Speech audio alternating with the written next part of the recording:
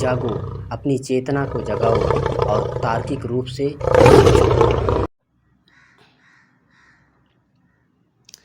Research पाखंडता में आप सभी लोगों का हार्दिक स्वागत है। आप लोगों के साथ मैं अंगद। दोस्तों, अक्सर आप लोगों ने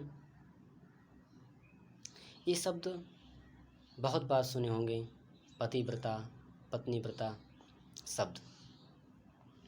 कथा कहानियों में, वेद पुराणों में, ग्रंथों में इन शब्दों का कईयों बार खूब जिक्र हुआ होगा, खूब चर्चाएं हुई होंगी कि वो पतिव्रता थी, वो पत्नीव्रता थे।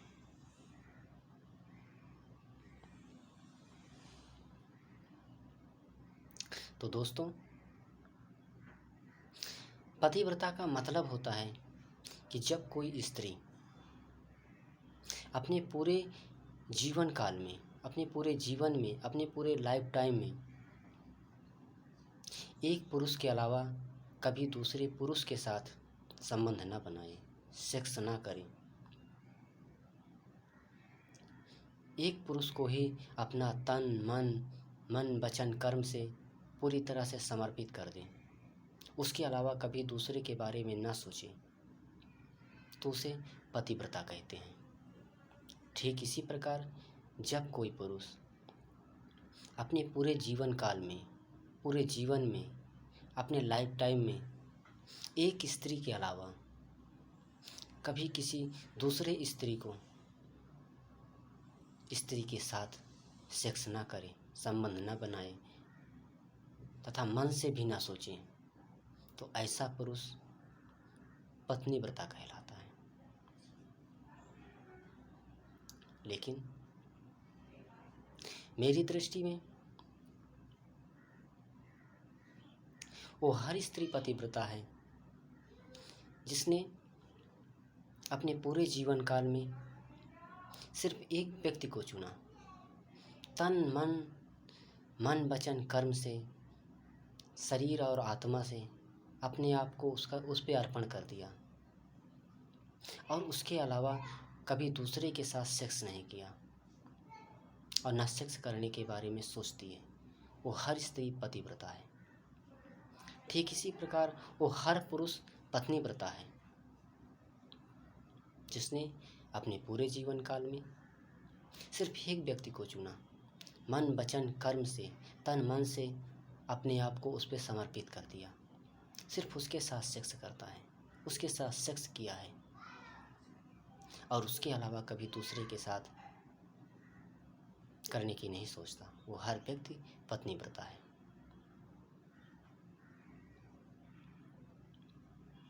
लेकिन दिमाग से सोचना तक को हम छोड़ते हैं, लेकिन एक व्यक्ति सिर्फ एक स्त्री के साथ, एक स्त्री सिर्फ एक व्यक्ति के साथ पूरा जीवन गुजार दे,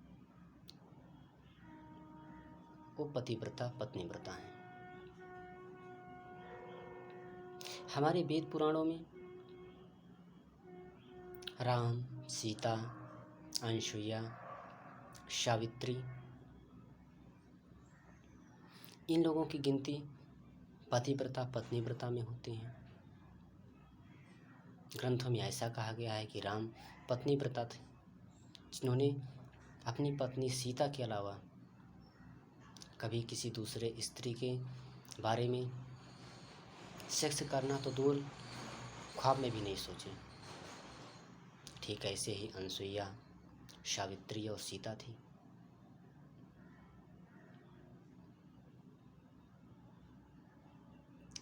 और ऐसा भी कहा जाता है कि जब ऐसे महान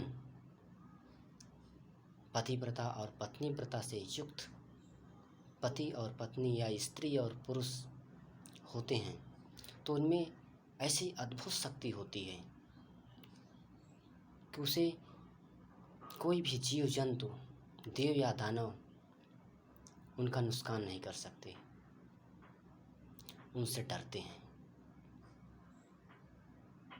क्योंकि ये उनका तेज है, महाशक्ति है, जिसे ये व्रत के माध्यम से पूरा करते हैं। यहाँ तक भी वेदों में कहा गया है कि जो सावित्री थी उसने अपने पतिव्रता धर्म के कारण सत्यवान को मृत्यु के बाद भी यमराज के मुख से वापस लाई थी, सिर्फ पतिव्रता के कारण। तो पतिव्रता में इतनी अथाह शक्ति है कि काल भी डरता है।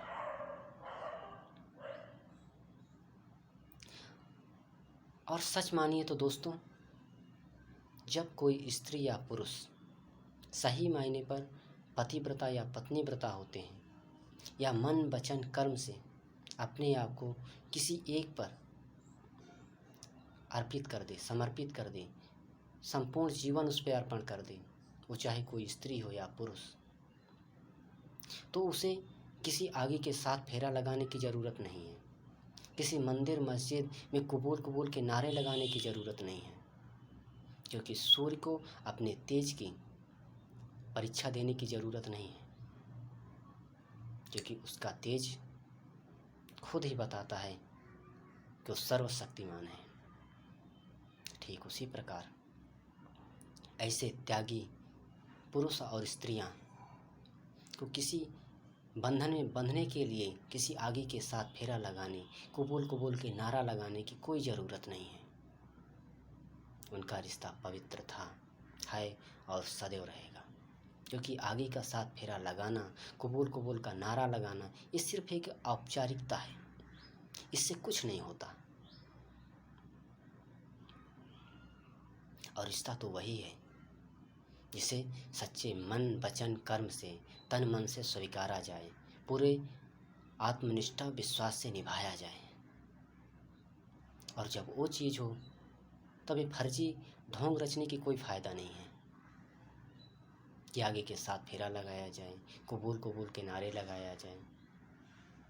और हाँ, यदि लगे कि हमें कुछ रखना चाहिए, तो जिस विधि से हमारा देश चलता है, कानून चलता है, जिस कानून से पूरा देश जिस कानून से चलता है, हमें उसके माध्यम से कोर्ट मैरिज करवाना चाहिए, क्योंकि किसी भी प्रकार की कोई गड़बड़ी होने पर भविष्य में दोनों के बीच या किसी अन्य के माध्यम से, तो वो विधि और वो कानून हमारी रक्षा करेगा। इसलिए बाकी जो सही मायने पर पतिव्रता पत्नीव्रता हैं, उन्हें किसी मंदिर या मस्जिद, गुरुद्वारे या किसी के आगे के साथ फेरा लगाने की कोई ज़रूरत नहीं है। तो एक कैटेगरी तो पतिव्रता पत्नीव्रता की ये है। और ये ज़रूरी नहीं है कि शादी के बाद ही पतिव्रता पत्नीव्रता हो। इसका मूल मंत्र ही है कि जब कोई स्त्री अपने मन वचन कर्म से, अपने तन मन से किसी को अपना मान ले, संपूर्णता से उसको अपना स्वीकार कर ले, अपने आप को उसको समर्पित कर दे और पूरा जीवन सिर्फ उसी पर बिता दे। ठीक ऐसे ही पुरुष, तो इन्हें किसी अग्नि की 7 फेरों की ज़रूरत नहीं पड़ती, क्योंकि मन और आत्मा से स्वीकारी गई चीज़ ही वास्तविक सत्य है और सही मायने पर वही पति पत्नी है। क्योंकि जिन रिश्तों पर शरीर से ज़्यादा भावनात्मक लगाव हो, जुड़ाव हो, वही सही रिश्ता है, बाकी तो सब झूठ है। अब आइए इस कैटेगरी को हम अलग करते हैं। ये कैटेगरी सर्वोच्च है, गौरवान्वित है, इसकी तो किसी से तुलना ही नहीं की जा सकती, ये अतुलनीय है। एक दूसरी कैटेगरी में आते हैं जिसके 2 भाग हैं। इस 2 भाग वाली जो कैटेगरी, इसके पहले भाग में एक वो स्त्रियां आती हैं जो अपने पूरे जीवन काल में एक से अधिक मर्दों के साथ सो चुकी हैं या सोएंगी, पर छुप छुप कर। ऐसे ही पुरुष हैं जो एक से अधिक औरतों के साथ सोएंगे, सेक्स करेंगे, पर छुप छुप कर। और इसी के दूसरी कैटेगरी में एक वो स्त्रियां आती हैं जो एक से अधिक मर्दों के साथ सोती हैं, सेक्स करती हैं, पर छुप कर नहीं, खुल कर, जिन्हें आम बोलचाल की भाषा में वैश्या कहते हैं। और इस कैटेगरी में पुरुषों की तो कोई गिनती ही नहीं, क्योंकि उन पे विश्वास किया ही नहीं जा सकता।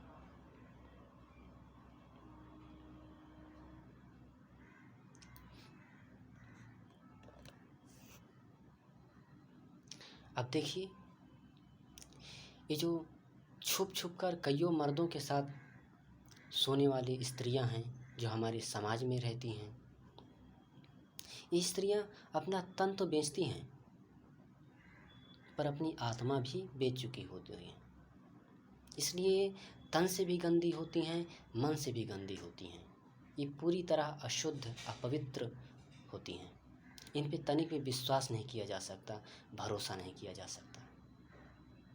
और इसके जो दूसरे पार्ट में वो स्त्रियां जो जिस्म का व्यापार तो करती हैं, एक से अधिक मर्दों के साथ तो सोती हैं, सेक्स करती हैं, पर छुप कर नहीं, खुल कर करती हैं। जो भी करती हैं खुल के करती हैं।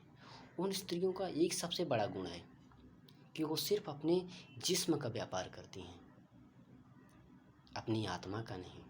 उनका आत्मा, उनका ज़मीर जिंदा है।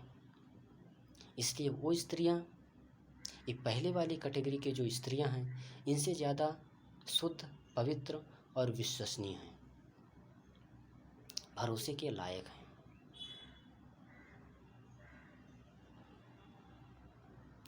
इसलिए यदि मुझे, मेरी दृष्टि में पतिव्रता के बाद दूसरे नंबर पर शुद्ध पवित्र कोई स्त्रियां हैं तो खुल के जिस्म व्यापार करने वाली स्त्रियां हैं। और सबसे निम्न स्तर पर, सबसे गिरी हुई कैटेगरी में जो स्त्रियां हैं जो छिप कर कईयों मर्दों के साथ जिस्म व्यापार करती हैं। क्योंकि ये छिप कर जो जिस्म का व्यापार करने वाली, कईयों मर्दों के साथ सोने वाली स्त्रियां हैं, ये अपना शरीर और अपनी आत्मा दोनों को बेच चुके होते हैं। इनके पास अपना कुछ बचा ही नहीं होता। जबकि खुल के जिस्म व्यापार करने वाली औरतें, लड़कियां सिर्फ अपना जिस्म बेचती हैं। उनकी आत्मा, उनका ज़मीर, उनका मन जिंदा है, वो उसे नहीं बेचती। इसलिए वो स्त्रियां दूसरे कैटेगरी में हैं और छिप का व्यापार करने वाली स्त्रियां तीसरे सबसे निम्न और गंदी कैटेगरी में हैं। यदि मुझे इन छुप छुप करके कईयों मर्दों के साथ सोने वाली स्त्रियों में और खुलकर जिस्म व्यापार करने वाली स्त्रियों में अपने लिए कोई अपना जीवन साथी ढूंढना पड़ जाए, चुनना पड़ जाए, तो निसंदेह बिना सोचे समझे मैं खुलकर व्यापार करने वाली, जिस्म व्यापार करने वाली औरतों को अपना जीवन साथी चुनूंगा, बनाऊंगा। क्योंकि वो खुलकर जिस्म व्यापार करने वाली स्त्रियां सिर्फ शरीर से अपवित्र हैं। उन सिर्फ शरीर बेचती हैं, अपनी आत्मा, अपनी ज़मीर नहीं। और यदि वो सोच लें कि मुझे अब इस धंधे से बाहर जाना है, इस गंदगी से बाहर जाना है, मैं ईमानदारी से साथ दूंगी, तो देंगी। इसलिए मैं इन दोनों कैटेगरियों में वो खुलकर जिस्म व्यापार करने वाली स्त्री के साथ रिश्ता जोड़ना ज़्यादा बेहतर समझूंगा। जबकि ये छुप छुप करके कईयों मर्दों के साथ सोने वाली जो स्त्रियां हैं, इन तो भरोसे के लायक हैं ही नहीं। इन पे विश्वास करना ही गलत है, अपने पैर पर कुल्हाड़ी मारना है।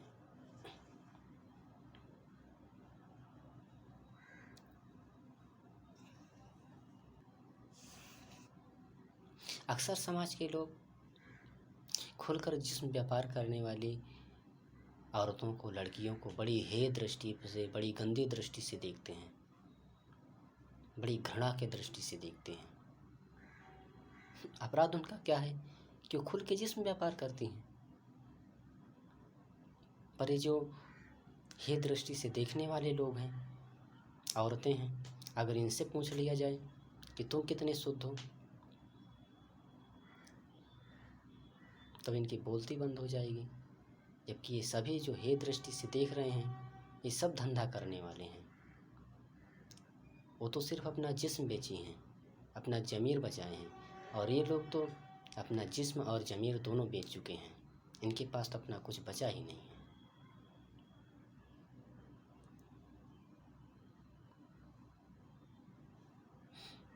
और मेरी दृष्टि में इनके पास अपना कुछ बचा ही नहीं। अपना जिस्म और ज़मीर दोनों बेच चुके हैं, अपनी आत्मा, अपना शरीर सब बेच चुके हैं। सही मायने पर महारंडी, महावैश्याएँ ये औरतें हैं, और महाभड़ुआ ऐसे पुरुष हैं।